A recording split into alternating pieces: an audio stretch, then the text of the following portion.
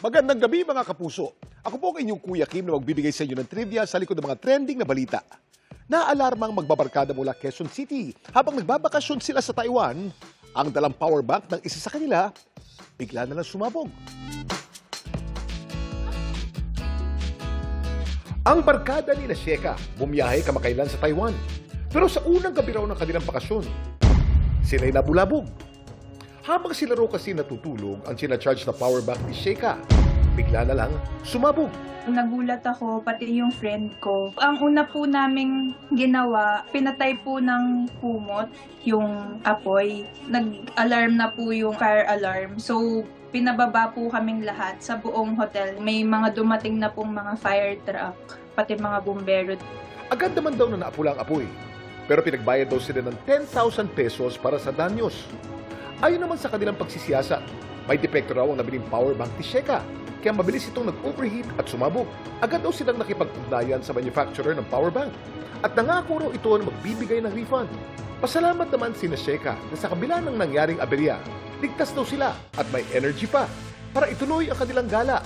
Tinuloy pa rin po namin yung trip namin kasi parang ayoko kasi na dahil lang dun sa nangyari, maapektuhan yung buong trip namin. Naging masaya pa rin naman yung trip. Karamihan sa ating mga power bank gumagamit ng lithium-ion batteries. Ang capacity nito sinusukat na milliampere hour o watt hour. Mas malaki ang milliampere hour, mas maraming charge. Pero dahil sensitibo ang mga lithium batteries sa mataas na temperatura, kapag naiiwan ang mga power bank sa mainit na lugar, maaari itong masira, mag-overheat, o di kaya ay sumabog. Kaya karamihan sa mga airlines, nililimitahan ng mga power bank na maaaring dalhin sa loob ng aircraft. Ayon sa CAAP o Civil Aviation Authority of the Philippines, mga power bank lamang na may 100 hanggang 160 watt-hour capacity lang ang pwedeng dalhin. Para iwas disgrasya, dapat maging maingat sa pagpili at pagbili nito. Dapat bumili tayo sa mga reputable brands and authorized sellers. Marami kasing mga counterfeit na products sa market and they're very prone to overheating. Let's check for safety certifications. CE, CC, or CCC, FCC, iwasan natin yung mga unrealistic capacity claims. Sinasabi nila na 50,000 milliampere hour yung capacity pero sobrang liit, tsaka sobrang mura. So yun, red flag na yun. Pero may ideya ba kayo kung kailan ito naimbento?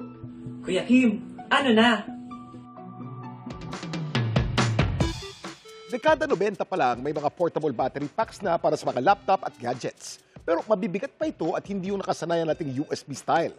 Noong early 2000s naman, nagsimula ng mga ilang tech companies nang gumawa ng mas maliliit na portable chargers gamit ang AA batteries at control circuit.